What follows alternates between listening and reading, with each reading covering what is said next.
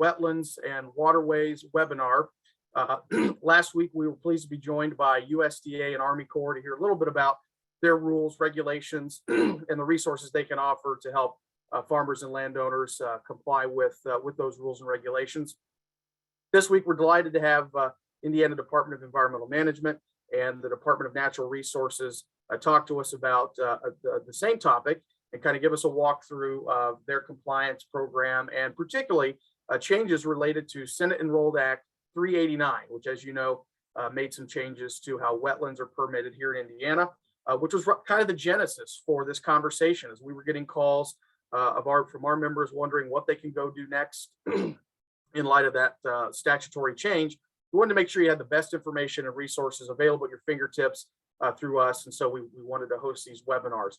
They are being recorded. We'll make them available a little later on, and watch for more information to come in maybe the form of a brochure, as well as the slide decks made available from the folks today as well. Thanks for your patience while we were troubleshooting some of the logistical challenges, technical challenges that come with a Zoom webinar. We do have our guests with us now and are pleased to have Martha Clark Mettler and Brian Wolf from IDEM kick us off today. And then, like we did last week, you can either write a question in the chat or you can send it to me by text, and I'll drop my phone number in the chat. So you can text that at 317-273-9244. But I'll drop that in the chat as we get started here. So text or chat your questions. If they're directly on point, if time allows, we may do them between the agencies, but at an absolute minimum, we'll take them at the end. So thanks again for joining us. I'll turn it over now to Martha and Brian for if you want to further introduce yourselves and kick off the program.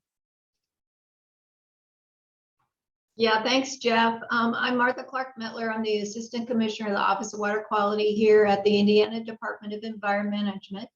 And joining me is Brian Wolf. Hi. Brian's the branch chief that oversees the wetlands program, among other important things. So we're going to share our PowerPoint.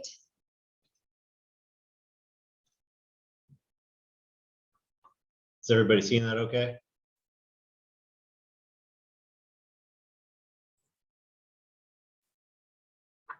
Not seeing it on our side yet, Brian. Okay. I think it takes a minute to load. This is a pretty large PowerPoint. So.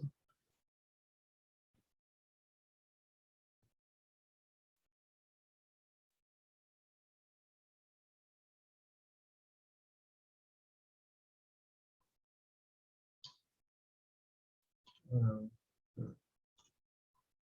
try this again.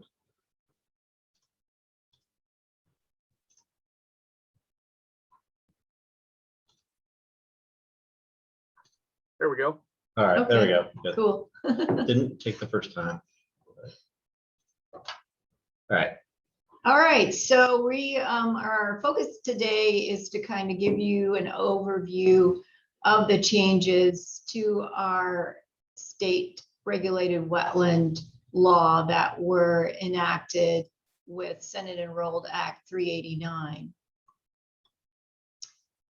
And if you were on the presentation last week, some of this will be familiar, but we want to review the wetland regulatory framework.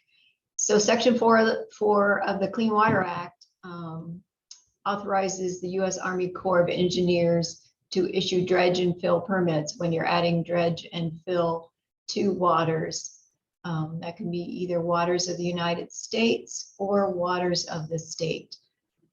Section 401 of the Clean Water Act is where we as a state will evaluate the same information on the dredge and fill to see if what is being proposed will comply with our state water quality standards. So part of the regulatory framework from state to state is to look at those state water quality standards. And then if it's not a water of the US, we have some authorization to review similar projects if they're discharging dredge and fill to waters of the state, and that is the state regulated wetlands law. And then I think Shannon or somebody else from USDA and NRCS went over the Food Security Act portion of the wetland regulatory framework last week. It's not related to the Clean Water Act. It's for Food Security Act purposes that and those programs. So we're not going to get into that today, but just wanted to mention it as part of the larger overlay of regulatory things that affect wetlands. So looking at the state regulated wetland law, it was established in 2005 to regulate dredge and fill to wetlands in Indiana not covered by the Clean Water Act or those that are not waters of the US. There was additional rulemaking to help implement the law, and that's at Administrative Code 327 IAC. I can't see because of the pop-up. 17. Okay. So, but prior to the changes that happened this last legislative session, there were a couple changes to the law from the time it was put in place, and that was to allow mitigation requirements to be met through the purchase of in lieu fee credits, and then also exempt some survey or maintenance of regulated drains. So this slide is just to show you how many portions of the law were changed with the changes this last legislative session with Senator Old Act 389 is a lot more comprehensive set of changes than those two prior changes that have been made. So we're not going to go into detail on these, but I wanted you to see the citations and see how many things had changed. So just to give you a summary of what all those changes are, we added and revised definitions, refined definitions of the wetlands classes, modified, updated, and added some new exemptions, created a new general permit for the tile maintenance, clarified ratios for in lieu fee mitigation, updated permit review timeframes, and established the Indiana Wetlands Task Force. So the definitions that were added and revised were the wetland class definitions were refined, the cropland was defined, ephemeral stream was defined, in lieu fee was defined, and the wetlands delineation definition was updated, and then they added a definition for delineated. So focusing on the impact of those changes, the class 3 wetland definition was clarified and strengthened protection of the highest quality wetlands in the state. So there are 3 classes of wetlands: high quality wetlands, rare types of wetlands are class 3, and then low class, class 1, and then class 2 are in the middle.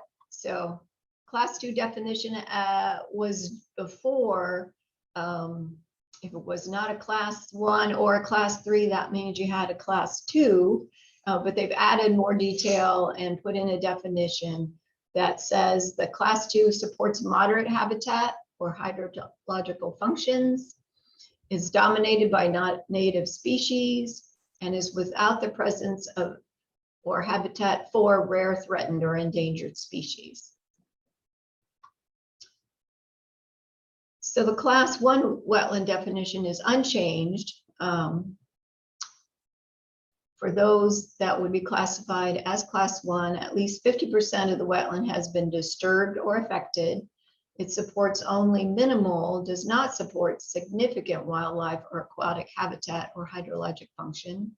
It does not provide critical habitat for rare, threatened, or endangered species. It's typified by low species diversity and contains greater than 50% non-native invasive vegetation.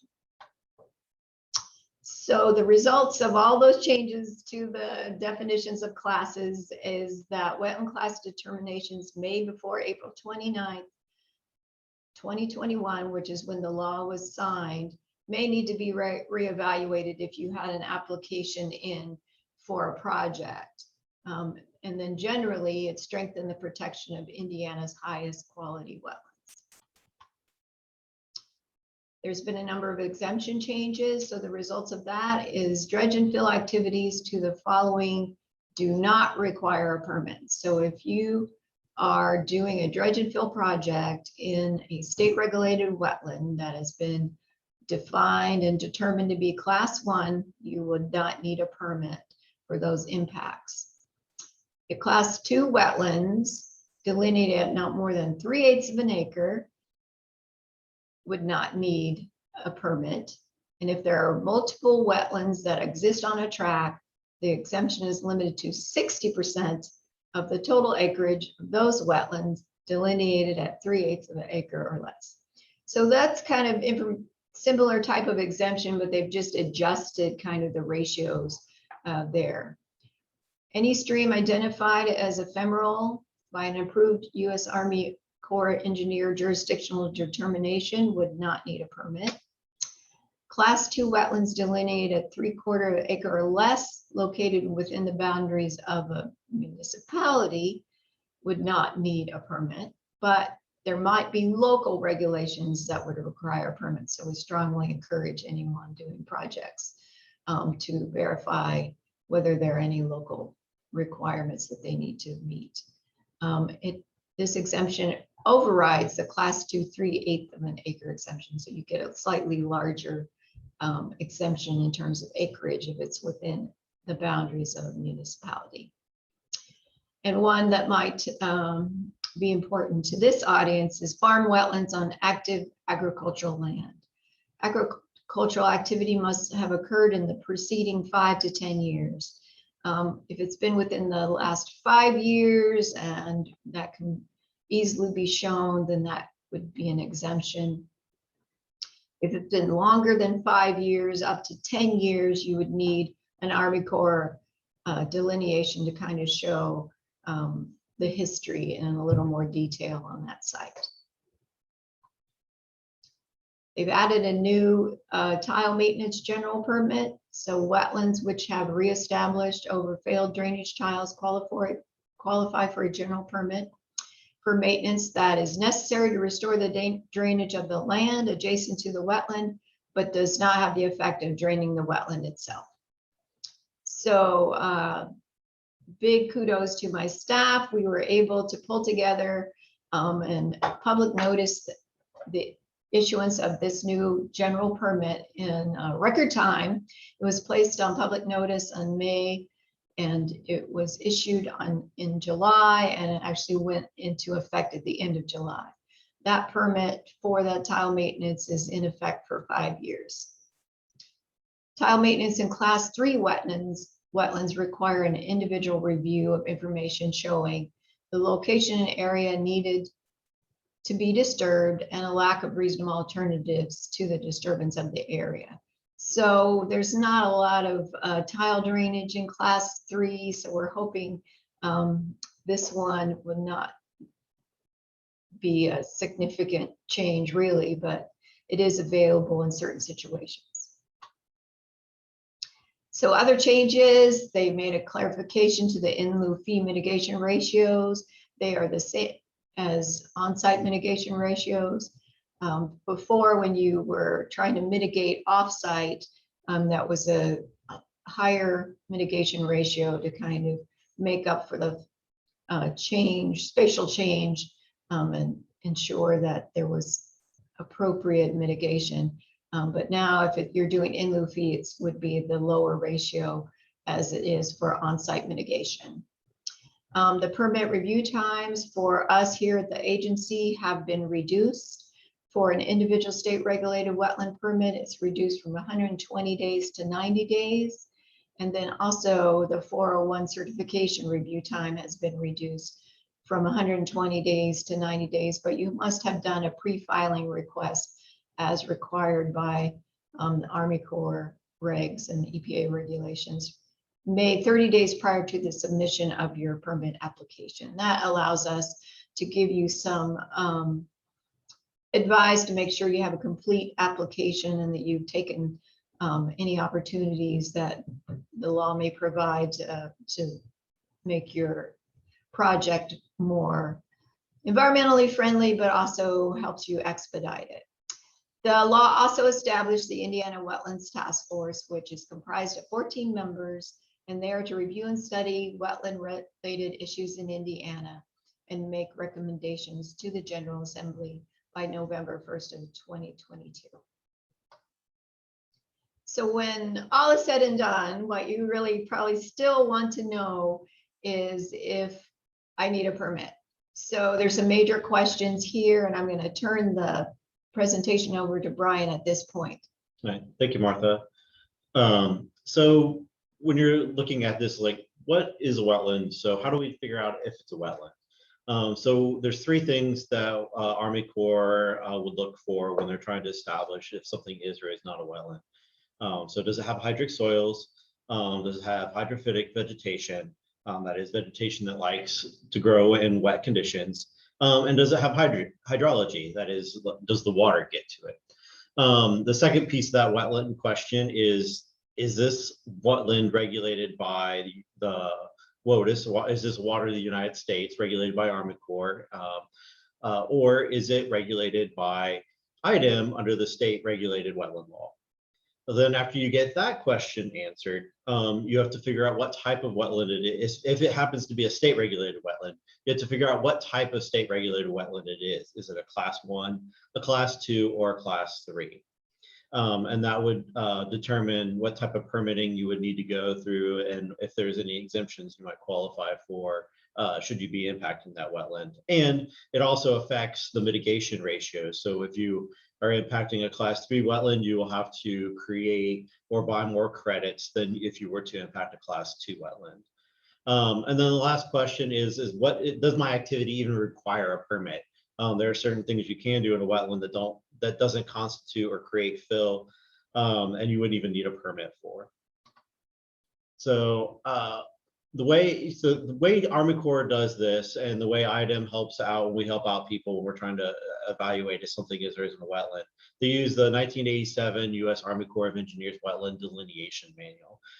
And for Indiana, they typically use the Midwest Regional Supplement, but there are other regional supplements out there that may be appropriate and used at times.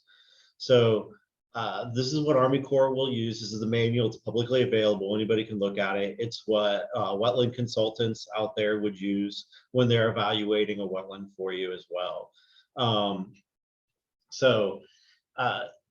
An important thing to note, though, is determining if there's a wetland is not the same thing as a jurisdictional determination. So the first step is to determine if you even have a wetland. And so this manual determines the wetland, and it kind of helps delineate the size and type of it. But the regulatory framework that wetland would be regulated under is determined through an Army Corps jurisdictional determination. That you would have to ask for that from Army Corps. And after you get what's called an approved jurisdictional determination, that is good for 5 years. Again, that's going to add some time to whatever project you have from a permitting perspective. There's another tool out there called a pre-JD, where instead of waiting for Army Corps to make a determination if it's regulated under the Federal Clean Water Act or the state regulated wetland law, you can say, I'm just going to assume it's regulated by the federal government, and you can proceed forward with your permitting under the 404, 401 in order to get your permits faster so you can implement your projects in a faster fashion. So what are some of the things that we're looking for here? So hydric soils is one of them. And so there's some indicators that you look for. Hydric soils are soils that were formed under conditions of saturation, flooding, or ponding long enough during the growing season to develop anaerobic conditions. So a lot of times we look at soil types. We have this thing called Munsell color charts. So you can look at the different soil types there, to dig a pit to try to evaluate the different layers of the soil to see if it's going to one that's going to, if it's a well-drained soil, is it soil that does hold water? So those are the tools that we use from the hydric soil standpoint. So here we've got like a spade full of soil. You can see some of that gray area there where you're getting to the hydric soils, and you see some of the iron redox inclusions in there. So this is looking like a hydric soil type of pit where the water is going to kind of sit and perch on that. and it's not going to filter down into the water table as quick. So it's just one example. Obviously, there's lots of different types of soil types out there that we would see in these situations. Another thing is hydrophytic vegetation. There's plants that have adapted to grow in very wet conditions where the soils are constantly saturated. So for a wetland to be a wetland, it must have a dominance of at least 50% vegetation that it has adapted to grow in those wet conditions. But there are over 5,000 different types of plant species that could be growing in those wetlands. All those plant species, they're assigned a wetland indicator status by U.S. Army Corps. So when they do a evaluation at a data point in an area that might or may not be a wetland, you're looking at the different plants to see if there are ones that like to grow in saturated soils. And here's just some pictures of lots of different types of soils, plants growing in different conditions. These are all conditions where the soil is saturated. Obviously, you can see sometimes on the picture with the tree in it that sometimes the soil, the water level is up over the tree. And you can see the water line on that tree. So it's wet at least part of the time. But right now, it's not wet during the dry time or a drought time. And then other plants, they grow in where it has to be basically right next to the water or in the water even. Another indicator is hydrology. So this is basically how much water is flowing to that area. So it has to have saturation or inundation in the upper 12 inches of the soil for about 5% of the growing season to constitute meeting hydrologic indicators to be a wetland. So there's lots of different ways you can demonstrate that. Direct observation. So if you're seeing surface water or you dig a pit and there's water in the hole that you just dug, if you see evidence of flooding and ponding, like that picture before where you see kind of the water line on the tree, so you see evidence of saturation. You can use some of the vegetation and the landscape there to indicate if there's hydrology. If you have plants that only grow in wet conditions, then you're probably going to meet the hydrology because they wouldn't be growing there if the hydrology wasn't there. And again, you can look at the soil indicators. We're talking about the different soils then to look at it.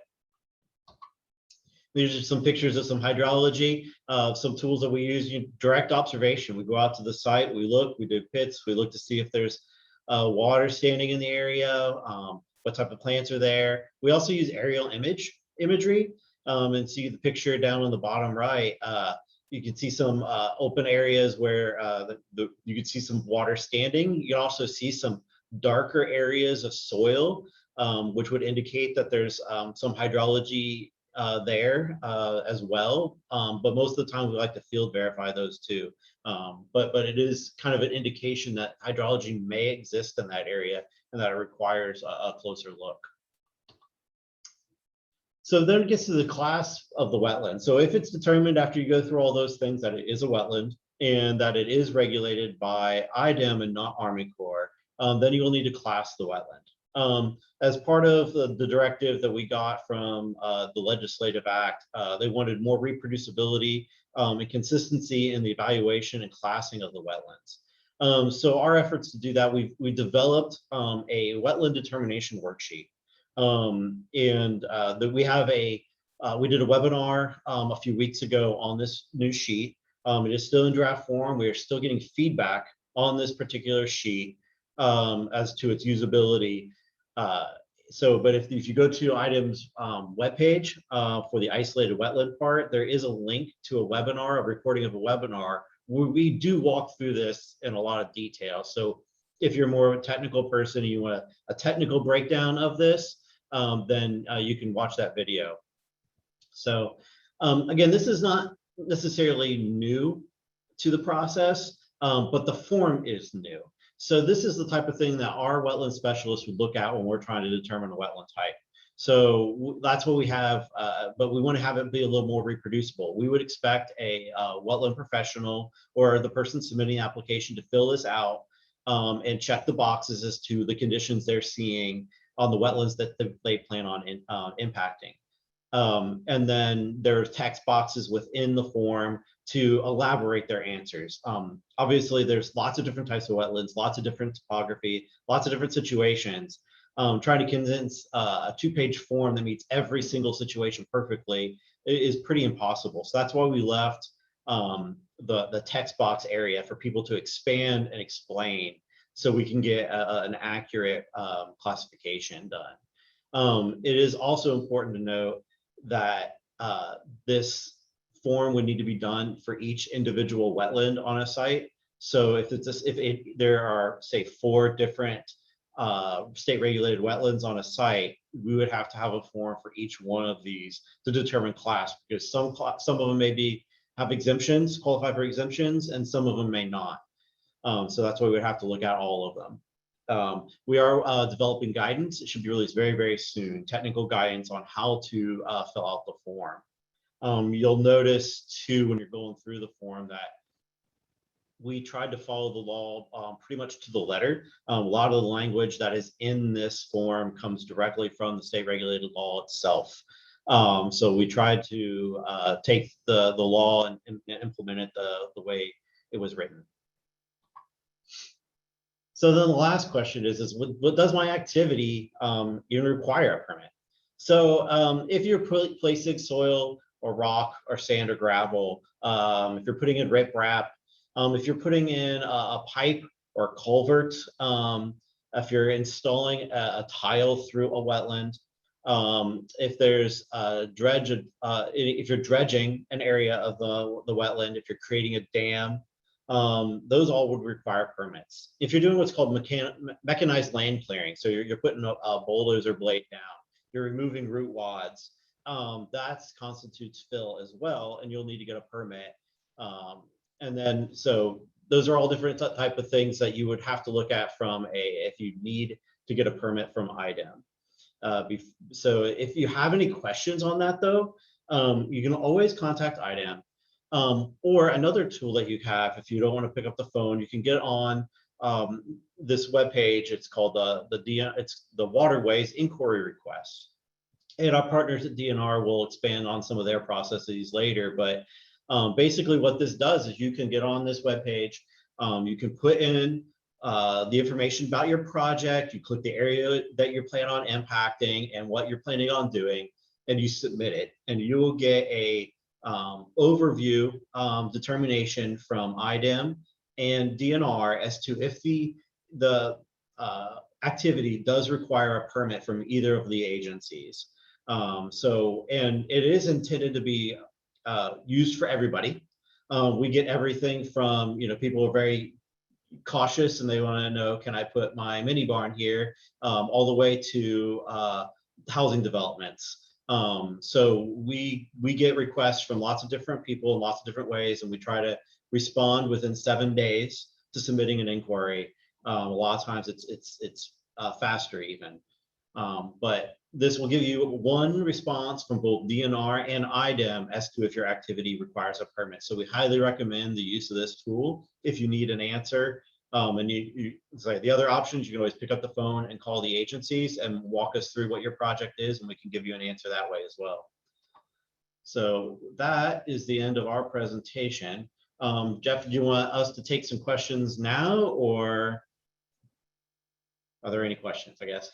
So I haven't had any come in on the chat or by text yet. So I think we will we'll transition to Brian Denman with Department of Natural Resources for his presentation. And then as those roll in, we can tackle those at the end. So Brian, you're up, and you should have access to share your screen.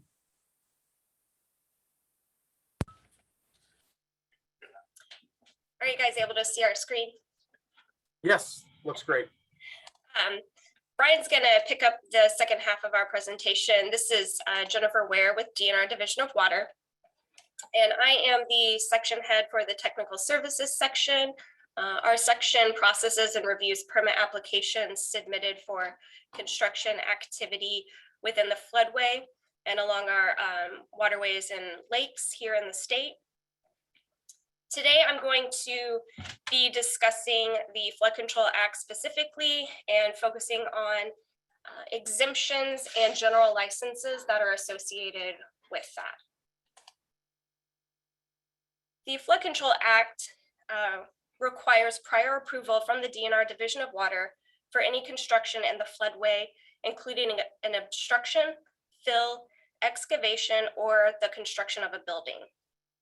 Some of you might be familiar with the photograph that is here on the screen. This is trying to show the floodplain, and the DNR has jurisdiction over the floodway portion.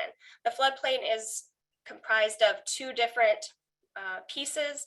One, the floodway, and the other one is the flood fringe.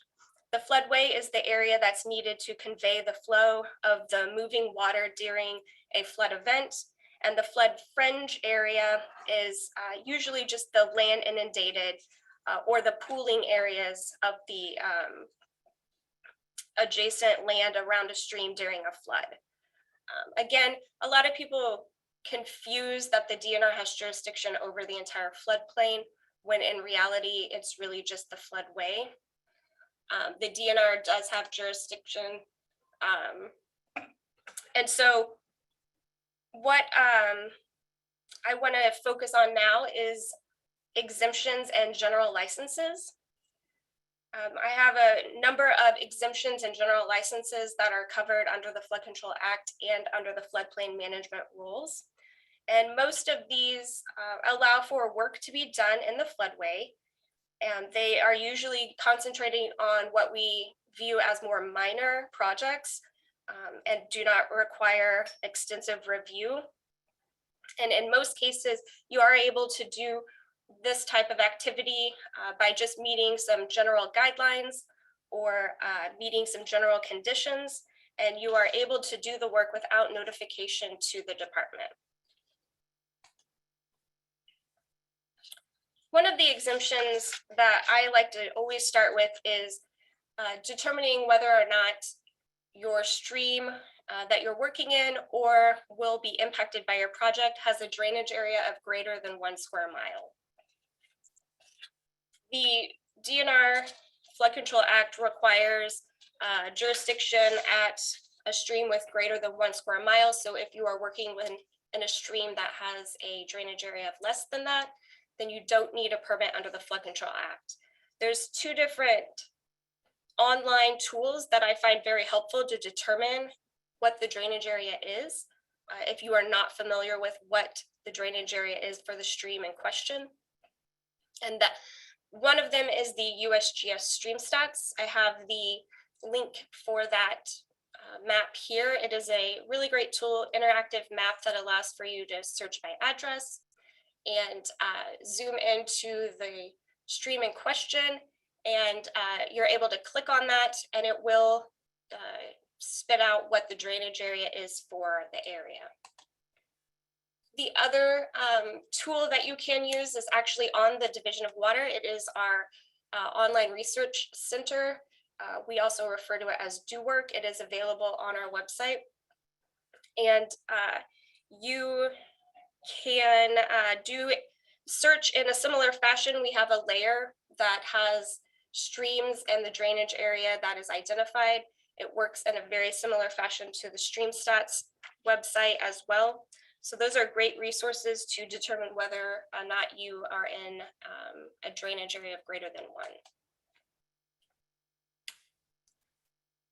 1. One of the exemptions that I want to touch on is in regards to farming and recreational uses. The development and maintenance of the following activities are exempt from permitting, and this typically applies to really just annual planting and harvesting of crops, in addition to general maintenance of pastures and forests areas. What this exemption does not cover is the placement of a structure, obstruction, deposit, or excavation. So in general, your standard farming practices and maintenance of fields and pastures would be covered under this exemption and not need any sort of permit from our office. The next thing I want to cover is logjam removals. Logjam and woody debris removals are typically exempt. We have a number of exemptions and general licenses that focus on logjam removal. So there's a fairly good chance that if that's something you're dealing with, then you probably can take care of that work without a full permit. There is some instances where a small notification is needed to be submitted to our Division of Fish and Wildlife. Some things to consider that are part of the conditions for this exemption is that removing the logs from the floodplain or anchoring them from floating away is encouraged and part of the exemption. To leave the isolated logs or those embedded in the channel. Where practical, you should work from one side of the waterway, and crossing the bed of the waterway with equipment is prohibited. You're also encouraged to revegetate any bare or disturbed areas within 15 days.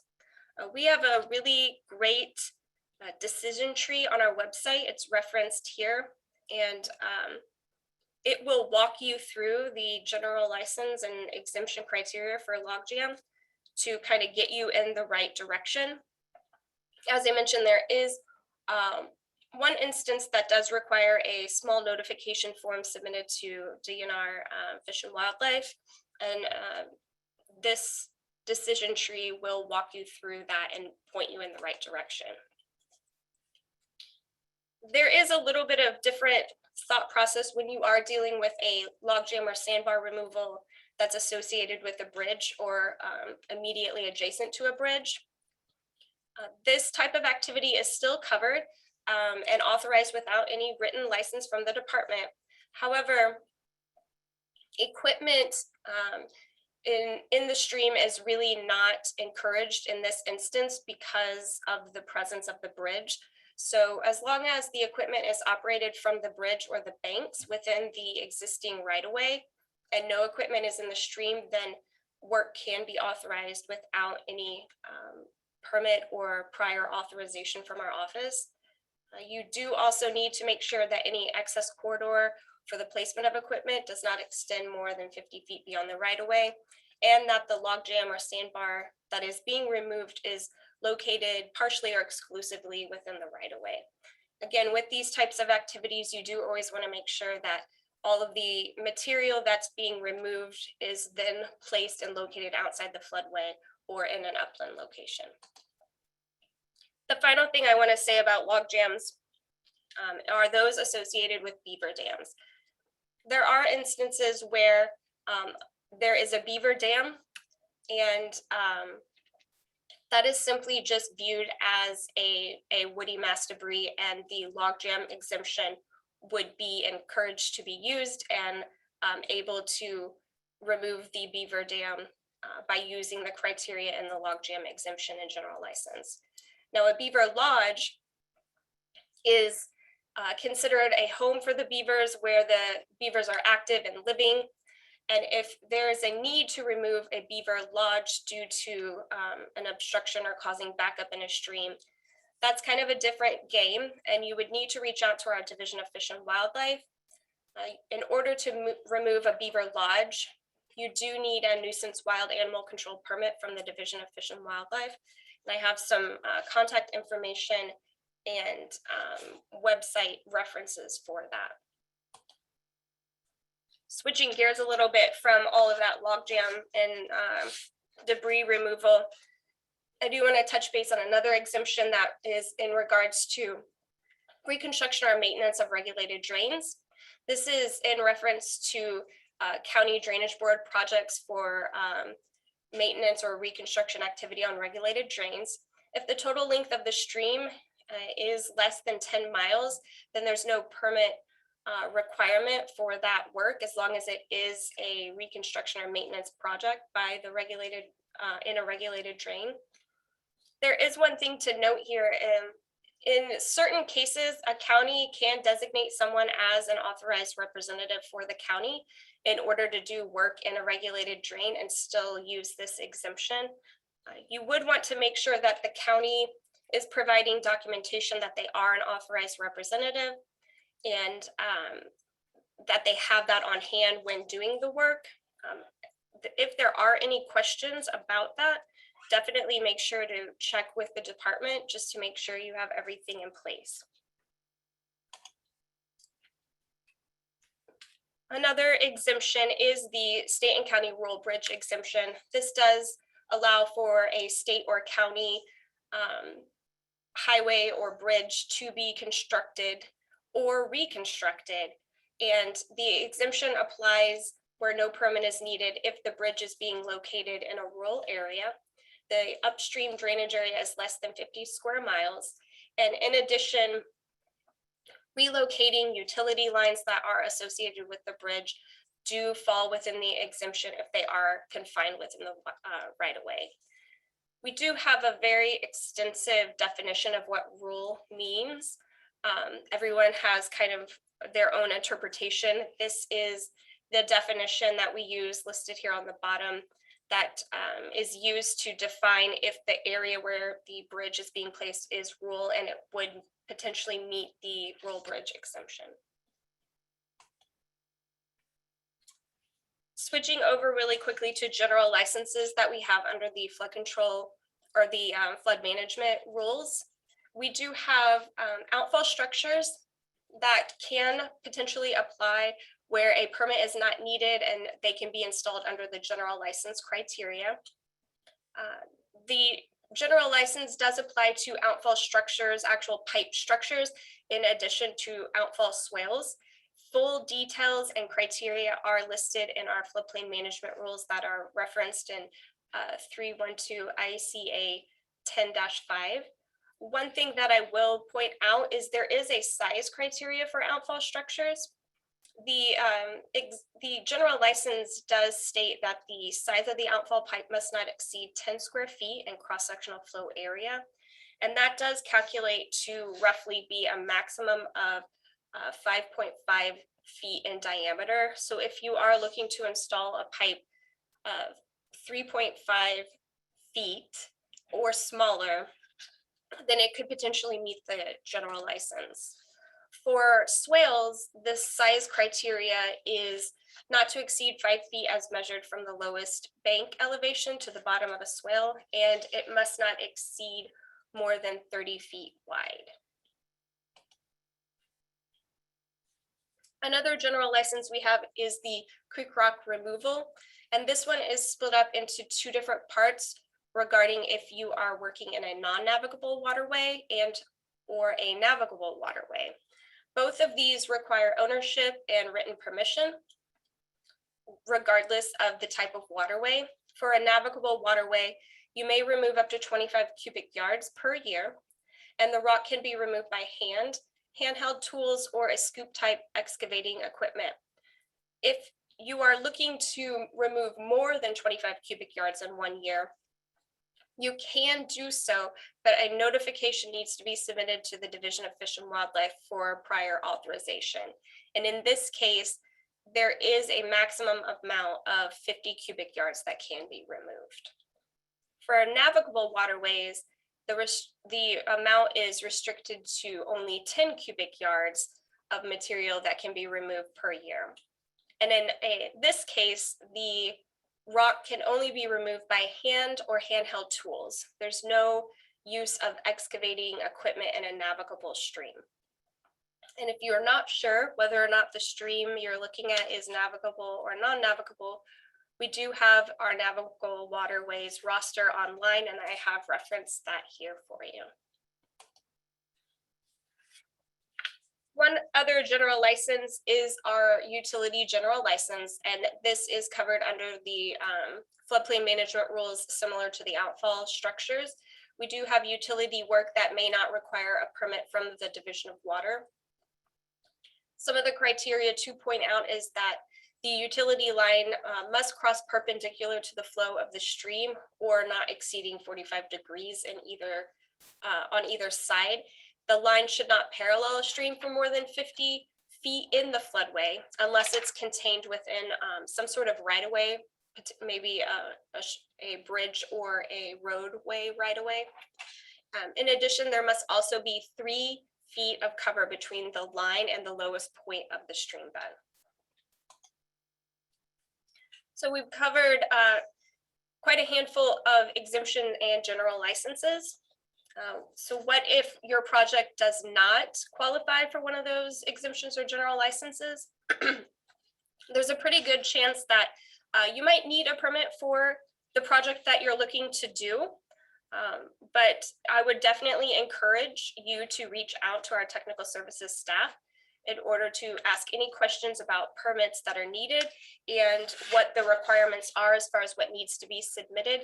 I've provided our phone number with option 1 to connect with someone in technical services to discuss that in further detail. One final thing that I do want to quickly cover regarding meeting permit applications is the SEA process through the Division of Water, or actually through the DNR. This is a process that applies to any proposed county drainage board project to reconstruct or maintain a regulated drain. This is under Title 36 of the local government, and this process was created to improve the permitting process for county drainage board projects that are proposed on regulated drains. A quick rundown of how this works is if a project is being proposed, the county surveyor or county drainage board representative would submit a written request to DNR that a project is being proposed and provide site map and plans. At that point, an on-site meeting would be scheduled. This meeting includes multiple local, state, and federal agencies, and those can include the county surveyor, DNR Division of Fish and Wildlife, and Division of Water, IDEM, local soil water conservation districts, U.S. Army Corps, and even the U.S. Fish and Wildlife. Not all of these agencies are present at all meetings, but there are times where a large number of them are available. After the on-site meeting, a response letter is issued by DNR. It will provide details as to what permits will be needed for the project, in addition to the decided conditions of the permit. After the response letter is issued, the permit or permits indicated on the letter will need to be applied for. So either the county surveyor or representative with the county drainage board would need to apply for the permits listed on the response letter. One thing to point out is that the on-site meeting should take place before permit applications are submitted, at least to DNR, and it's probably also helpful that they are before any permits are needed on IDEM's side as well. A great benefit to this process is all parties are aware of what's being proposed and what the project is, and the county surveyor knows ahead of time of any permits that are needed and any conditions that will be placed on the permit. This helps with getting plans and bids put together to just expedite the process. And with that, I would always encourage anytime you would need or like to request a pre-application meeting, we're always open and welcome to that. If you're doing a project that needs a little bit more collaboration, definitely feel free to reach out to our office to set something like that up, and we can coordinate it even if it's not a county regulated drain type project. With that, I'm going to switch gears a little bit to Brian Denman, who's going to talk about some of our tools we have on our website and more that we're doing with the Division of Water. All right. Thanks, Jennifer. That was a great intro and a lot of helpful information that I think will really help the people here in this meeting. So really where I want to start with my portion is our DNR focal points. So these are pillars that represent our values and expectations that we strive to practice within the organization and with the citizens and partners that we serve. So whenever we're making new decisions on items, or coming up with new utilities or developing a new process, these are really the points that we try to hit on to make sure that this is going to be a useful tool or a useful endeavor to benefit the people that we're working with. So I wanted to put these out there, get people thinking about them, and just have them out there for people to see before we start rolling into things. So keep these in mind as we're rolling through the rest of the presentation. So yeah, starting off, the Indiana Waterways Inquiry Request. Brian touched on this. We paired together with IDEM to develop this tool, and it's a great utility. It was awesome to collaborate on, and we appreciated the opportunities to team up and learn together to provide lasting benefits to our stakeholders. It's really the most effective and efficient tool that we have right now for the public to communicate with both groups at the same time and get a unified answer as to what's required at the site. So the website is waterways.in.gov. I noticed this morning actually that sometimes certain browsers might have issues with that link. So putting the www in front of it really helps out sometimes. Like Brian said, we strive to have a response back within 14 days on this tool. Typically, we're more along the lines of 7 days or less. So sometimes it can definitely be faster if it's a little bit more easy to assess your site. But it's a quick kind of feedback for your site. You get contact information so you can reach out and ask questions. And it's really just a great feature for people to use. So next, I'm going to touch on some of our water specific online resources. You know, our website. Jennifer mentioned the Do Work map, the Indiana Floodplain Information Portal, and spoiler alert, we have some few things coming down the pipeline on that. And then our Division of Water Unity database. So we'll jump right into it. So the website, we just got done going through a website revamp. It was more the URLs than the actual content on the website, but you may notice that moving forward, rather than links having a series of numbers at the end, and here we'll go ahead and jump to the next slide. You can see permit information is now DNR water regulatory permit programs. So before it was something along the lines of DNR water 2455. So if you didn't know what you were on, it was kind of hard to navigate. So hopefully these new URLs are easier to navigate, easier for things to be found, and more helpful for people. So quick, while we're on the website, it is a big website. There is a lot of content on there. So my suggestion is to use that search utility at the top of the screen. There's a drop down that says DNR. You can kind of see it on the screen. You can click that down and go to all of in.gov, but while it says DNR, you are only searching our DNR pages. So if you're looking for something specific, make sure that's on DNR, type in your search term, and you should be able to find it. Additionally, I'm going to go ahead and go on to the next slide. At the top of the screen, you can see a FAQ section. It's upper left. That's a great utility that also is kind of a search utility. So that almost pre-searches the website for you for kind of frequently asked questions. Additionally, within the water pages, there are quite a few frequently asked question pages kind of embedded. So, you know, for example, groundwater has their own. The permitting section has the permit assistance manual that kind of takes on that kind of role. So there's lots of information out there, lots of people willing and ready to help. So definitely hit up the website. We got a lot of stuff on it. But now let's pivot to the Division of Water Online Research Center. So the link to get to the Research Center is outlined in blue underneath floodplain and permits. Once you click on that, it takes you to this online map. So if you haven't experienced these online maps before, they're pretty cool. It's a full service mapping tool that you can go to, and there's all sorts of layers that you can turn on and off, do all sorts of research. You can see nearby applications if you want to see things that are done in the area around you. But the big benefit of it is you can see all those floodplains on there. And DNR was commissioned to map over 18,000 miles of rivers and streams by the Indiana Office of Rural and Community Affairs. So the effort developed critical public safety information, and it helped to communicate flood risk to communities and property owners near rivers and streams. So that's called the Indiana Best Available Floodplain Layer. And we've actually been able to map over 80% of the streams in the state of Indiana. So the benefit is that most sites are easy to see whether or not a permit's required. You know, you can see basic information on flooding, you know, maybe help you determine your floodplain area for flood insurance or things like that, or just whether or not you might want to be thinking about flood insurance anyways.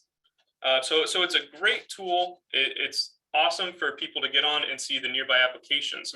I particularly like that because it allows you to do research on your area before you're even working in that area. So that's a great benefit that we're providing, and I think it's an awesome tool for people to use.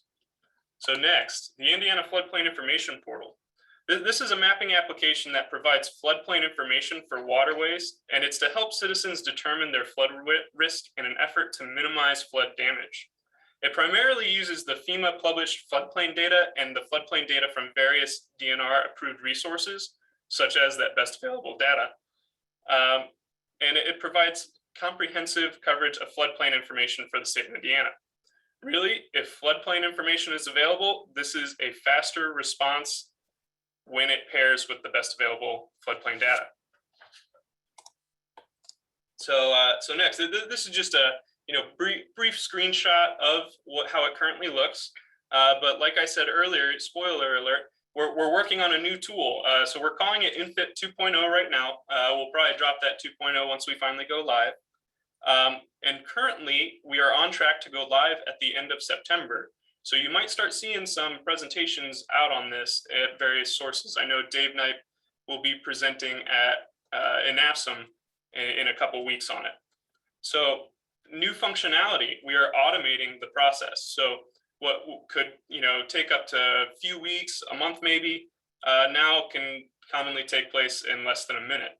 You click on a site and it automatically gathers all this information that we've painstakingly put together and provides it back to you almost immediately. It adds improved information. We have approximate ground elevation for the point that you're seeking information on. We added in drainage area, and there's other items. So it produces I believe it's a 6-page report right now with all sorts of flood insurance information, construction information, floodplain information, pretty much anything that you need to know about a site in reference to our jurisdiction, it provides that.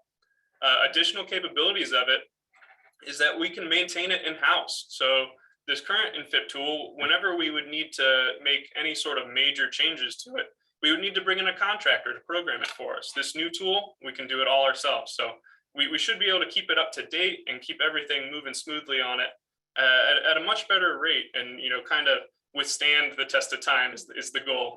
We all know how that goes, but we're going to try. So next, our Division of Water Unity database. So this is an online database that we have. We use it internally for our tracking purposes, but there's a public side to it. So pairing this with that Do Work Research Center map really provides an excellent tool, because you can get that basic information on that map and then take that file number here to this Unity database, and you can look up anything that's public record in that file.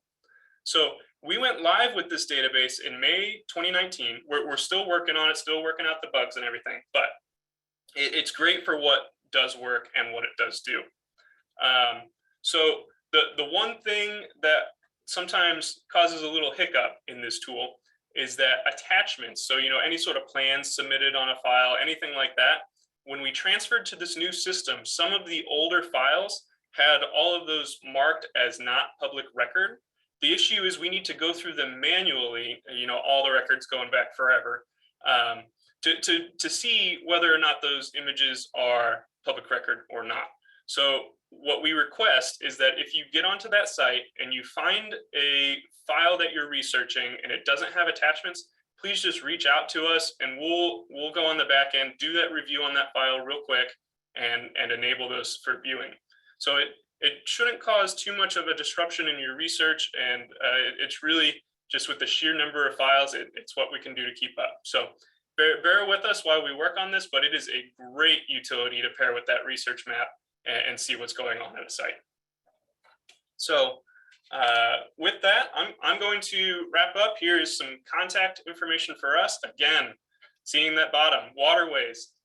We're gonna plug that waterways site to the end, because it is the best. It is awesome for contacting both of us. So with that, I'll turn it back to you, Jeff. Thanks for having us.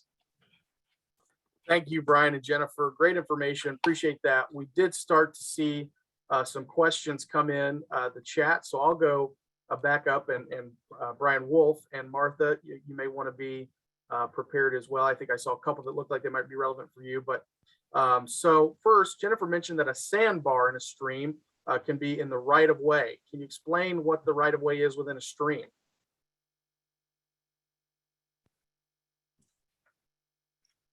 Sorry, will you repeat the question again? Thanks. Sure. You mentioned that a sandbar in a stream can be in the right of way. Can you explain what the right of way within a stream is? Well, the right of way is associated with the bridge. So most county or state highway bridges have a right of way that is established for them to maintain and manage in order to access the bridge. And that does cover a portion across the stream. Usually right of ways extend 50 to 100 feet from the bridge structure. So if that sandbar or log jam is abutting or up against the bridge, it more than likely is within the right-of-way area of the stream. So hopefully that answers the question. Super, thank you. And this is probably for both, but I'm sure just may take one answer. What does a general license mean? Is that something that needs to still be applied for? Well, from DNR standpoint, we view general licenses as long as you meet criteria that is listed and will construct the project in the manner that is also listed in the criteria, then there's no notification or information that needs to be provided to DNR. As I did mention, there are a few instances where a small form needs to be submitted as a notification in the creek rock removal, and then also in the logjam removal when you're working in a sensitive stream area like a samonid or recreational type stream. Then there is a notification that needs to be submitted. It's really just a notification with a quick turnaround and approval, but a full permit, an application, that type of item does not need to be submitted to DNR. I can let IDEM speak if that's different on their part. Thanks, Jeffrey. Yeah, it's pretty similar. Ours are called general permits, not general licenses, but you do still have to submit a form with an application to us for review to make sure your permit does, or your activity does meet the general permit requirements. From a state regulated standpoint, the only general permit we have now is the tile. So that would be the only general permit that you would meet. The only activity that would qualify for a general permit is the repair of a tile in a class 2 wetland. So from a DNR standpoint, this is a general permission to go do as long as certain criteria are met. And that sounds like from the IDEM standpoint, it's more of a general permit where you still have that application process in place. Perfect. So for IDEM, if you think your wetland is exempt, you still need to do any kind of paperwork to prove that it is. So we strongly recommend you go ahead and go through the paperwork to get the exemptions confirmed by, for one, make sure, confirm it's not, at the very least, confirm it's not a federal wetland. Maybe surprised, those laws are always changing as well. So I think it's in everybody's best interest, if you're really concerned about it, to make sure you get some feedback from the Corps as to if it is or isn't a wetland, and if it is regulated under the Clean Water Act or not. From our standpoint, again, if you impact the wetland and it's determined that it is a violation, it will be treated as a violation. So we recommend getting in touch with us to make sure it is qualifying for the exemption before you impact it. Along those lines, how can you find out if there's a wetland on a piece of property? Well, from our perspective, we would like, it's maybe not necessarily a full determination, but if you submit an inquiry on the waterways tool, we'll be able to look at several things like soil maps and topo maps and aerial photographs and kind of do a desktop review to see if there's any obvious wetlands in the area. Another thing you could do would be contact Army Corps and evaluate it. And again, I do want to kind of caveat this, given the audience too, that there are two, for farmers, there are two different entities that are regulating wetlands. That's to say you have Army Corps and you have NRCS, and they both look at things differently. So even if NRCS says, oh, there's no wetlands from the food security standpoint on this property, I highly recommend they go ahead and contact Army Corps to make sure there's no wetlands that are regulated under the Clean Water Act on their property. That's probably the number one situation we find where people inadvertently have a violation, is because they've contacted NRCS. Under food security reasons, it wasn't a wetland, but for Clean Water Act, it was. So that would be what I would recommend, is contact both those federal agencies. And Great, Jeff, a I good think reminder you- that we heard from last week as well. Yeah, Martha. I think you have Heather presenting a drainage school and a lot more detail about the waterways tool, which does have a mapping feature that you outline. Here's the area I want to do work in, and it will help you and help us identify whether there's a wetland or not. So. This Super, is Sarah yeah. Keller with the Army Corps of Engineers. If you don't mind me jumping in on our part, Yeah. basically what Brian Wolf said, you can always reach out to one of us at the Army Corps of Engineers, and we would be happy to talk with you and do the same kind of desktop review to see if there's the potential of wetlands on your property. That will save you a little bit of time and possibly money, hiring a consultant or something to do a full-blown delineation of any wetlands. That being said, we are at the mercy of staffing shortages and government funding. So we're not able necessarily to go out and do the delineations for you, but we can at least let you know if there's the potential of wetlands being present and what you can do to avoid it or not do anything that would trigger any possible permitting.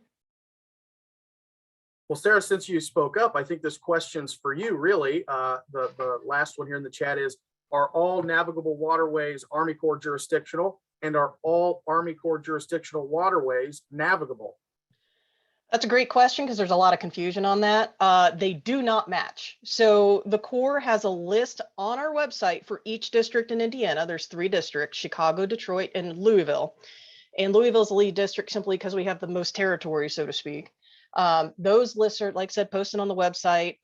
From my experience, it's a much more limited list than the ones listed on DNR's navigable waters. The DNR navigable waters are defined under state law. Ours is the Rivers and Harbors Act of 1899, which is a federal law. So they are different. Thanks for that.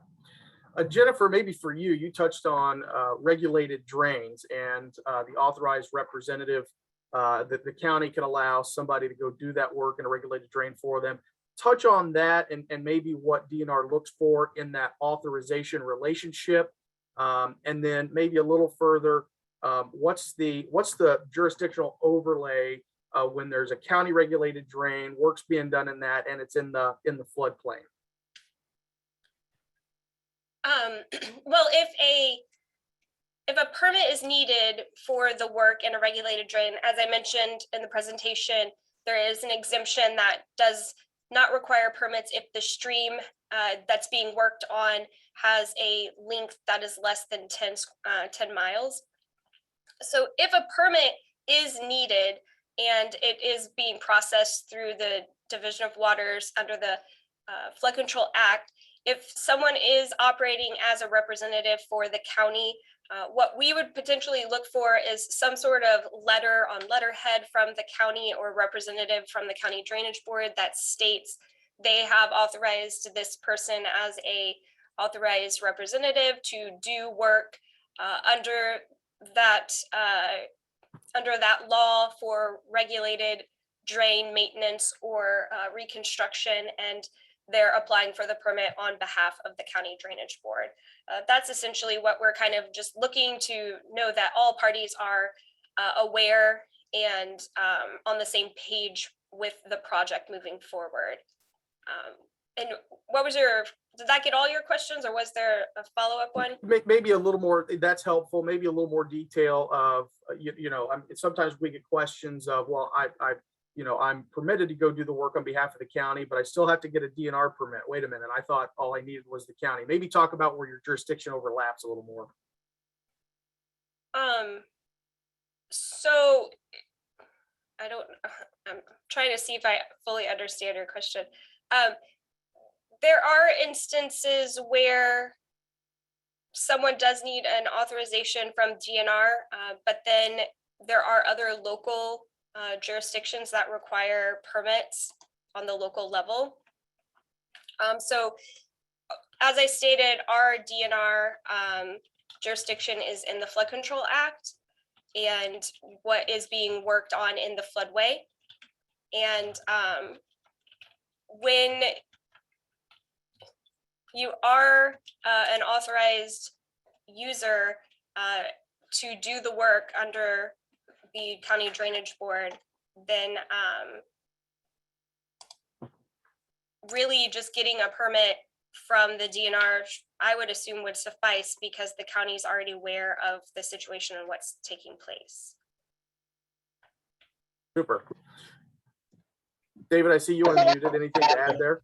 Yeah, and I think maybe if I understand, Jeff, where you're getting at, there may be situations where, let's say, a farmer's wanting to do work and it happens to be in a floodway that's also regulated drain, but they're not an authorized representative of the board. In that case, that farmer could require not only getting a approval from the county drainage board to do work in the regulated drain, but not being an authorized representative, but getting the local approval to do that work, and then still requiring to get a permit from DNR and maybe any potential floodway. So there could be potential situations where you have local, state, and federal approval needed to do work in one area. And I would even add too that depending upon the size and scope of the work, as Jennifer mentioned earlier, you got the floodway and the flood fringe. If that work goes into the flood fringe, you may also need to then get approval from your local floodplain administrator, since that's then out of DNR jurisdiction. So that's one of the things, again, to plug the waterways portal, again, is really helpful to be able to kind of line up that deck as much as we can. Unfortunately, we do not have mapping for the regulated drains in the state. I know that's one thing that I think both agencies would appreciate if there is that GIS out there. But yeah, when there are situations out there that there could be, 1 to 2 locals and then state and federal as well. Yeah, Jeff, I did want to jump in on that too. Just there's a lot of activity within regulated drains that are exempt from regulation by IDAM and the Corps, but there are certain activities that do require a permit from Army Corps and or IDAM. So we would recommend they confirm that their activity does not need a permit from us, so they don't get in trouble that way. Perfect. And I'll kind of pose this to both agencies. Last week, we had a lot of questions on tree cutting, tree removal, stump removal. Maybe talk about where your jurisdiction would require a permit for those kinds of activities. I'll jump in from DNR's standpoint. Tree cutting, if you're simply just cutting a tree and leaving the root ball intact and there is no excavation, then the cutting of trees within the floodway that might be in our jurisdiction is allowed without any sort of permit. Triggering for permits would come in when you are excavating and actually wanting to remove the root ball or remove that portion of the tree. Any kind of excavation is what's going to trigger a potential permit, but any just standard cutting down of trees and leaving that intact so that it can still stabilize the bank if necessary, then that is able to be done without a permit from our office. From IDAM's perspective, it's similar. So if you're going in and I'm only talking about any activity that's outside the wetland is not really regulated under this part, but if it's in a wetland or if it's below the ordinary high water mark of a waterway, then you can cut the trees. But if you try to remove the root ball, then that would technically trigger a permit.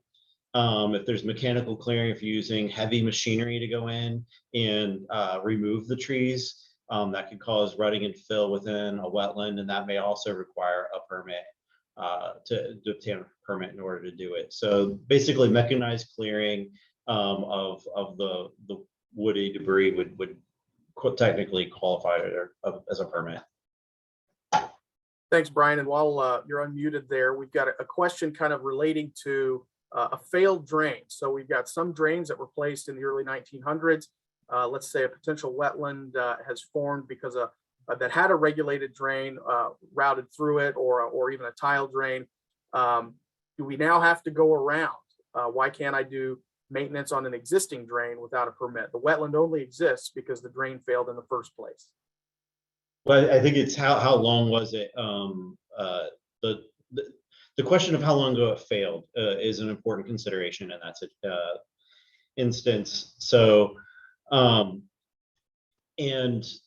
a lot of times these wetlands, there was usually a wetland there prior to. So it's not that the wetland formed because of the tile. Most of the time, the tile was there because there was wetland there. So then when the tile stopped working, it went back to the natural circumstances of a wetland. That's why the timing is really critical in this. You know, we recommend, you know, if you have 5 to 10 years is usually what you have to look at. So if it's been agricultural production within the last 10 years, then you can go in and fix that drain and drain it. But if it's not within that 10 years, then you would have to get a permit and not drain it. We do have that new general permit available to expedite when you do need. Well, that's all the questions I had in the chat, by phone, or in my own mind. So last call, folks, as we come in on the final couple of minutes here, last call for questions. As a reminder, we'll get slide decks. We'll produce recordings that you can access later. We can share contact information by way of me if you didn't get it here today from the slides from those folks. So last call for questions here today. Hey, I did want to answer. I saw a question in the chat about, can the waterways inquiry be used as the pre-notification requirement from a permit application? And the short answer to that is in most situations, no, because the waterway inquiry is, do I need a permit? It's not I intend to do this activity and get it and submit a permit application. It's different questions. I'm not saying it wouldn't possibly be able to be used, but in most situations it would not be. It wouldn't qualify. So I have one more that rolled in, and it's Shannon, if you're still listening, this may be an intersection with something that came up last week as well. We talked about under the Food Security Act, where if you make it capable of being farmed, you might be in a violation there from a USDA standpoint. So in the context of cutting trees, if you cut the tree, leave the stump and the root ball that was there, but it deteriorates or becomes farmable. So Shannon, I think we discussed that's a violation from your standpoint. What about maybe DNR, IDEM, and then Shannon, if you have anything to add, you cut the tree, leave the stump and root ball, but it washes away or deteriorates, let's say if it's on a water course. Do we have a violation on our hands?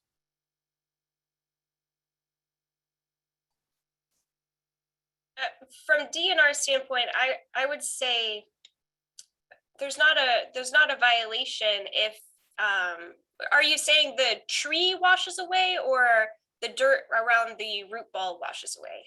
That's more the question. The tree's been cut, but the stump remains. Let's say then it deteriorates or washes away itself. That wouldn't necessarily be a violation if that does take place. I know that we have in the past had issues with recent flooding where trees have fallen naturally and they have actually lifted the root ball up because of the heavy saturation of the ground around it. And we're encouraging for people to just remove the tree with the root ball intact because it had already been naturally lifted and out of the ground, and to just put back a fill type material to match existing grade. If that's a situation that you are kind of dealing with, filling in that hole that has washed away, if it's becoming an issue or some sort of problem, then you can put fill in around to match existing grade just to cover in that hole. That's not necessarily going to need a permit. And in the situation, like I just discussed with trees falling in the event of heavy rain or storm where the root ball actually does come out entirely, you can go ahead and remove that replace the hole with fill to match existing grade. No additional fill outside the existing adjacent grade, but not really the need for a permit or a violation per se. And if it does wash away and you don't do anything with it, or it's not really a violation, but I would encourage that if it does wash away and is obstructing something or causing some sort of issue with flow, it would be best to remove it. And you could potentially use the log jam or debris removal criteria to get that out of the stream, because leaving it in the stream could potentially cause more problems later. Okay. Anything else And- to add from our? Jeff, this is Shannon from U.S. Department of Agriculture. Yeah, again, there are differences in each statute and each regulation. That's why it's very important for our Indiana farmers to contact all of these agencies, all three of us, four of us, if you will, to make sure that we keep you profitable in farming within the regulations. From the Food Security Act, yes, the statute specifically says a violation is if the land becomes capable of growing a commodity crop. Obviously, if there's trees, stumps on a site, it is not capable of growing a crop. If all of that deteriorates and there's not enough water, then it could be capable. Again, this is a nebulous concept. And so we really encourage our farmers to take it upon yourself that if you cut the trees, which you can, harvest them, use your woods to the fullest extent of forestry management and everything else. That's what we encourage. Active management of our forests. Just make sure that it does not become capable of growing a crop. Again, things that lead to that: continued mowing, continued application of herbicide. These are some activities that might prevent sprouting and make that site capable. So that's up to you as the individual. And that's the regulation. If it comes to that, it'll be a USDA personnel decision versus yours. We just encourage you to make sure it does not become capable of growing a crop. And that's a site-by-site, case-by-case stipulation. And one size does not fit all. We put it on the farmer to make sure it does not become capable of growing a crop, and we're in good shape. Thanks, Shannon. Anything to add from IDEM? Not really. That's not. Okay, and then one more here with respect to tree cutting in the floodway without ground disturbance or fill, with stumps being left in place. Does IDNR Fish and Wildlife habitat mitigation requirements apply? No, they typically don't if you're just cutting the trees down in that fashion. So no. Okay. Well, we went a little over, which is okay because we started a little late. Thanks for your patience with the technical difficulties at the beginning. Brian and Jennifer, thanks for your presentation today. Martha and Brian Wolf, thank you very much. Appreciate our federal agencies joining us again today, Shannon and Sarah, and for all of you tuning in. Again, we'll have recordings available. Look for some additional information. We're thinking internally about some brochures that we can distribute, but we do have the full presentations available or will have very soon. So thank you all, and thank you again for your participation and listening in. Goal was not to answer every question you may have, but to start to light the way a little bit, and certainly make sure you know that we can assemble the resources and make them available to you when we need to. So recordings will be on our website. Look from there very shortly. Thank you and have a good day.